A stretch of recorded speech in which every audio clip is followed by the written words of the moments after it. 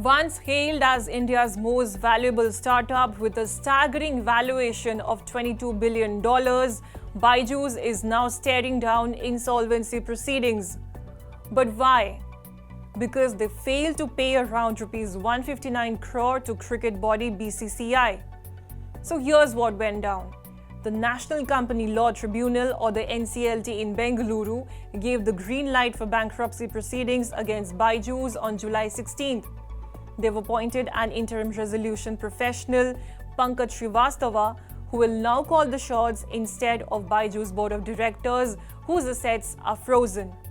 Yes, even Byju Raveendran, the founder and CEO, will now have to report to Srivastava, and the existing board, consisting of his wife Divya Gokulnath and his brother Riju Raveendran, remain powerless.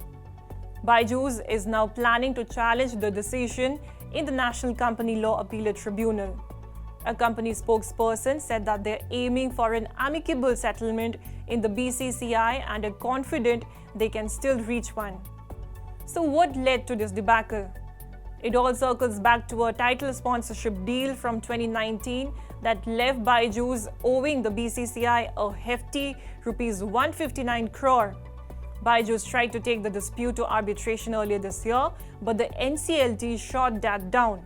The BCCI, having had enough, dragged them to the NCLT for non-payment. Now remember, Byju's had taken over from Oppo India as the official Team India sponsor back in 2019. The deal was supposed to last until March 2022, but got extended to November 2023 for a whopping $35 million. Byju's wanted out by December 2022, but the BCCI insisted they stay until March 2023 to ensure a smooth transition to new sponsors. This news is a major blowout not just to Byju's but also its investors, many of whom, like Prosus, have already written off their investments. With the company now in the hands of a resolution professional and managed by a committee of creditors, investors and debtors alike will have to wait and see if a resolution can be found. If not, liquidation looms large. And what about the BCCI?